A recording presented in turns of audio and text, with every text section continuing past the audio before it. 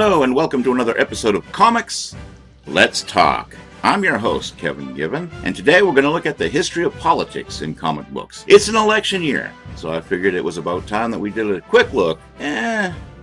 I know I'm not huge on politics in my comic books, but I thought we'd do a quick look anyway because it is social commentary. A lot of people in the world of politics don't seem to realize how much the world of politics pervades the world of comics. In 2000, in the lead up to the most contentious election in history, DC Comics opted to run Lex Luthor for president instead of George W. Bush. Superman's arch-villain ended up winning the presidency, causing all sorts of strife for do-gooders across the DC universe, with the citizens in the country unable to see Luthor for the villain he was. With the electorate and Congress unable to remove him from office, Superman and Batman went to work removing him from office. This story was running concurrently with the build-up to the Iraq War. They exposed him to the world as the villain he was, and he fled the country in disgrace. As George W. Bush's popularity dwindled after the events of September 11th, 2001, writer Mark Millar started two best-selling Marvel comics, Ultimate X-Men and The Ultimates. In these books, he cast Bush as the president. This version of Bush matched the public perception of him being a well-meaning, but severely misguided, bumbling old fool. The culmination of these stories ended with the mutant terrorist revolutionary Magneto taking over our nation's capital, stripping Bush to his birthday suit and forcing him to literally lick Magneto's boots on national television. Though I think the graphic depiction of the leader of the free world rubs some people the wrong way, it did capture the mood of most progressives and comic readers, selling out issue after issue. There are dozens more examples I could offer here, but my hope is that the readers of this column will seek out more and more comics in search of these political parables and understand that comic books can be a useful tool for gauging the political climate of the pop culture and can offer a satisfying glimpse into the world of politics with a different pair of eyes.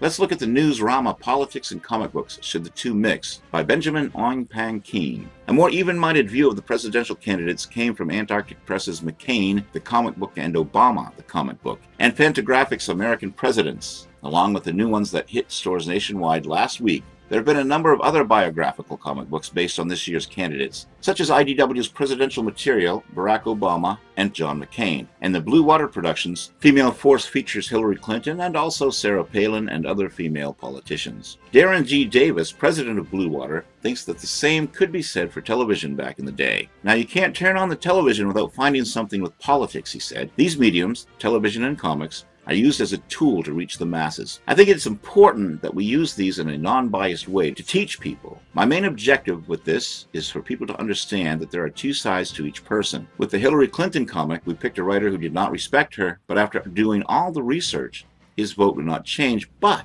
he had more respect for her. I want people to do the research on the politicians and make an educated decision in whichever way they decide to vote. This is the first election that I really felt that my vote could make a difference. So yeah, the general consensus is that comics and politics should mix.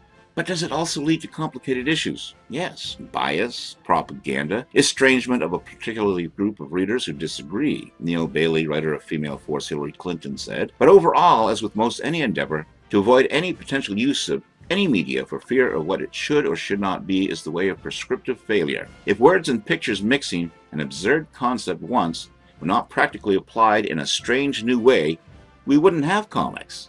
That's not to compare a political comic to the creation of the wheel, but I would assert that yes, of course, comics should be mixed with politics, and literature, and underwear on the outside, and chicklet, and porn, and movies, and blank, where the blank space is filled by absolutely anything curious or uncurious the human mind can comprehend.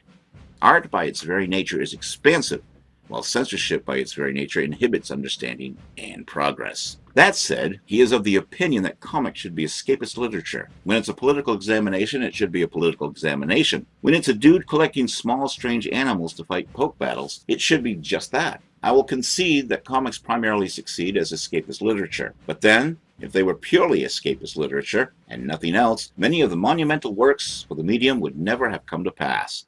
Mao's is hardly escapism, for example. It's a literary, and quite political in its own way, examination of history. Is the Hillary Clinton book that? No. But it's more historical reference than a dramatic piece of examination. But it's definitely something I wouldn't undermine simply by saying it is an escapism. It's hard to undermine even by saying, I hate Hillary Clinton, given that I was quite critical of her before writing the script, and even referenced that, breaking the fourth wall in said script. So then, we also get into questions of whether comics should break the fourth wall, etc. My point being, why limit the medium in any way. From the site LV141 Rogue, editorial cartoons, otherwise known as political cartoons, were the first comics. They were often seen in newspapers. They played an influential role in the early days of America, inspiring union and federalism among readers. Some of these earliest known examples of American editorial cartoons depicted images of King George in rather unflattering situations. Even founding father Benjamin Franklin created his own editorial cartoons, including the famous Join or Die editorial.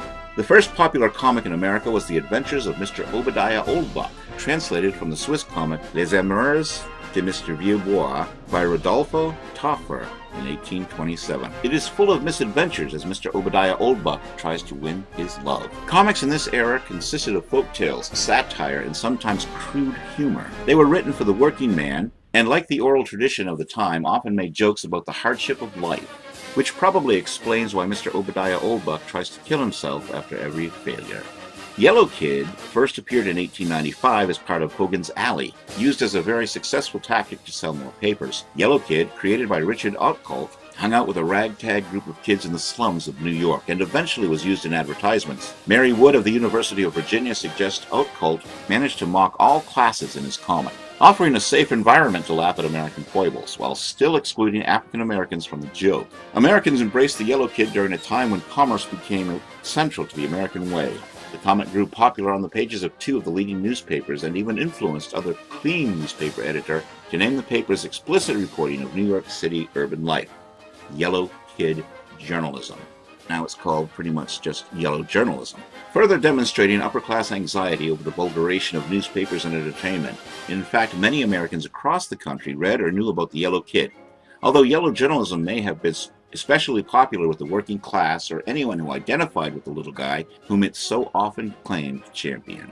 The king, Jack Kirby, whose real name of course was Jacob Kurtzberg, had Captain America made to fight the Nazi menace throughout World War II. Private corporations and the US government released tons of propaganda disguised as comics, including The Nightmares of Lieutenant Ichi, or Juan Posong Gives Ichi the Midnight Jitters. The practice of using comics as propaganda continues to this day and was even used in Iraq and Afghanistan. Comics continued with the theme of superheroes well into the 60s. Then in 1970, the Bronze Age of comics began. Creators started to write about topics such as drug abuse, racism, pollution, and even poverty. Average everyday people became superheroes, and the problems weren't intergalactic or magical. They were real-world problems. Problems that, while applicable to some poor white communities, spoke directly to issues surrounding the war on drugs. A disastrous campaign that increased incarceration rates as much as 500% of what they were in 1970, with an alarming disproportionate amount of those incarcerated being black men. As of 2001, 1 in 3 black men will go to prison in their lifetime. From the Mary Sue by Kwame Opam and Jamie Block.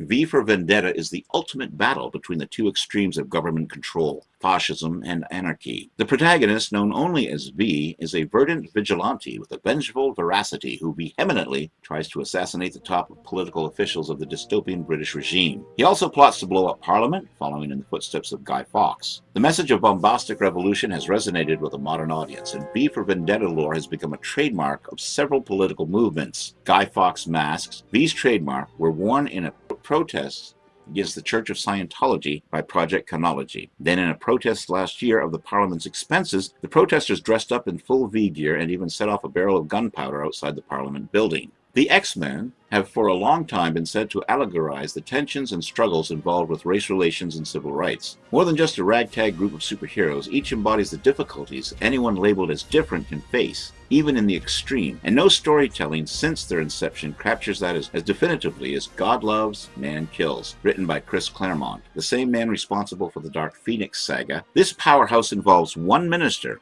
William Stryker, stirring anti-mutant hysteria that results in a plot to destroy all of mutant kind. A plot that also has arch-enemy Magneto join forces to stop the threat. One of the few examples of a classic comic storyline being successfully adapted for the screen, although Stryker was a military general, not a preacher, in the movie versions. This is from Cracked and Sarcasmo, or Henrik M. Some failed attempts at politicizing comics include, in Superman Grounded, the Man of Steel decides to walk across the entire U.S. on foot to deal with real issues like brain-damaged drug dealers and literal alien immigrants. Real hard-hitting stuff. Eventually, He makes his way to Iowa, where his backpack across the continent to find himself trip takes a detour as he helps big industry ruin the environment.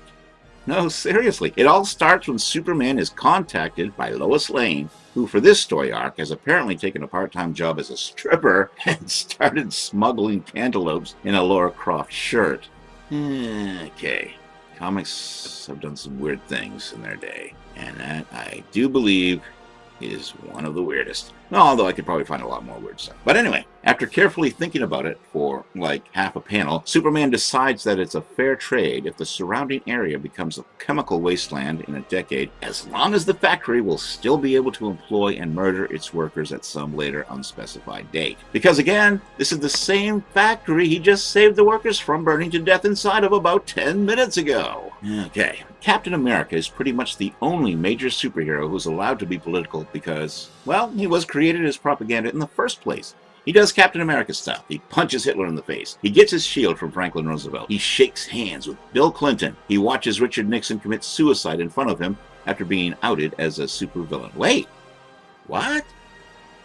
Captain America chases the villain into the Oval Office, where he's unmasked and turns out to be a high political officer. Maybe we're just reading into this there. Maybe Cap isn't trying to comment on a political scandal that was way out of the depth of mainstream superhero comic. High political officer would be one of those nebulous cabinet members whose job no one really understands, like Secretary of Agriculture or just a cop who's way into politics and getting blazed. Except the writer confirmed that it's totally Nixon. And yes, this was his take on Watergate. You know, ineptly bugging some offices. Nuclear obliteration of your own country. It's really 6 of one and a half a dozen of the other. From Times Union, Politics and Comics, Chad A. Burdett. Sure, who doesn't look forward to that time when the airwaves are flooded with accusations, half-truths, fabrications, and superstitions that are tossed like hand grenades at a photo shoot? Who doesn't enjoy the magical time when people get to go around handing down opinions like they can actually form thoughts, merely to have you cast a vote for them? Now that the election day is here, what better way to celebrate then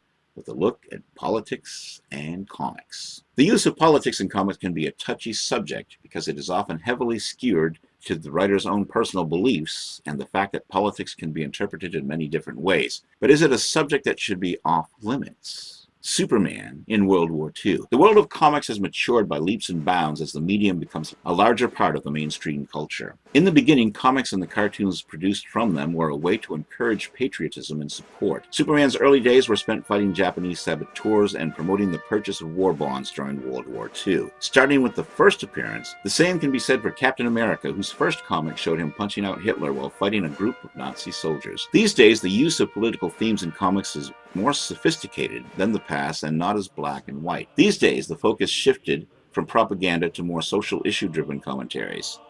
The portrayal of politicians in comics has gone from being lighthearted to serious and at times heavy-handed. In the 70s, DC had their character Prez, created by writer Joe Simon, who created, incidentally, Captain America, and artist Jerry Grandinetti, who was the first teenage president of the United States of America. Prez's election had been made possible by a constitutional amendment lowering the age of eligibility to accommodate the then influential youth culture of the baby boom. In the late 80s, Ayatollah Khomeini appeared in the pages of Batman, offering the Joker, who had just murdered Robin, an ambassadorship to the United States as a means to kill the leaders of the world. Batman foils this attempt, but Superman, at the behest of former President Ronald Reagan, was called in by the CIA as assurance that Batman would not lay a hand on the Joker, thus causing an international incident. Frank Miller in The Dark Knight Returns also portrays Superman, who is working for the U.S. government as their lackey and is responsible for dealing with the aging Batman. In the early 90s, former President Bill Clinton attended Superman's funeral with Mrs. Clinton and offered a eulogy for the Man of Steel, and Spider-Man saved President Obama from his victory in the 2008 election. The following are a few examples of how politics and politicians have been depicted in comics throughout the years. Captain America is one of the most recognizable symbols of patriotism in the comics world. During World War II, Captain America fought the Nazis. During the Cold War, he fought the Russians. He has been used to be a symbol, something larger than any one person could be. He was America, freedom, heroism. He was whatever the reigning ideology needed him to be. Politics have always heavily influenced Captain America's stories because the whole premise of his character revolves around it. Many of the first Captain America appearances were a way for the creators to provide commentary on the current state of the country and the socio-political atmosphere. Captain America appeals to fans of varying political perspectives because Steve Rogers' brand of patriotism is broad enough that it encompasses all but the fringes of the American political spectrum. Captain America has been used by the Tea Party and the Occupy movement. It showed his support for reasonableness at Jon Stewart and Stephen Colbert's rally to restore sanity and/or fear, and defended labor unions at a protest in Madison, Wisconsin. It could be said that the most decisive act of political commentary in the pages of comics in recent memory was either the assassination of Captain America during the Civil War storyline, which many believe symbolized the death of the old American way, or when Superman declared that he did not stand for only the American way of life and renounces his U.S. citizenship in the short story The Incident by David S. Goyer. Now we come to Green Arrow. Oliver Queen was created by Mort Weisinger and George Path, and first appeared in More Fun Comics number 73 in 1941, and has come to be known as one of the most politically oriented characters in the DC universe. Over the years, he evolved into an outspoken and devout liberal, even modeling his heroic identity after the legendary hero Robin Hood, who stole from the rich and gave to the poor. Throughout his history, Green Arrow has been one of the most consistently portrayed superheroes in the DC universe, whose vision of heroism encompasses societal change, activism, and concern for the most overlooked members of society, rather than just participating in the superhero fisticuffs way of solving problems. In the early 1970s, Green Arrow became a co-feature with Green Lantern, Hal Jordan, in the acclaimed series of stories by O'Neill and Adams that dealt with various social and political issues. The two heroes represented contrasting socio-political views. Green Arrow advocating for radical change, while Green Lantern tries to work within existing institutions of government and law. Queen saw it as his goal to convince Jordan to see beyond the strict rules of the Green Lantern Corps when it came to helping the neglected or discriminated citizens. As O'Neill once explained, he, Green Arrow, would be a hot-tempered anarchist to contrast with the cerebral, sedate model citizen who was Green Lantern. The duo embarked on a journey in a beat-up pickup truck to find America, along the way witnessing the problems of corruption, racism, pollution, as well as overpopulation confronting the nation at the time. Green Arrow's political activism didn't stop there as he ran for elected mayor of Star City prior to the company-wide relaunch. This is from iFanboy by Josh Flanagan, DC Universe, Decisions, written by two easily labeled righty Willingham and lefty Judd Winnick. In it, they're going to tell us where some of the DC characters align themselves among the political parties of the DCU. While they don't have the actual candidates in Gotham and Metropolis, they still have a two-party system with Republicans and Democrats. Personally, I much prefer the ambiguous method, as it seems to be a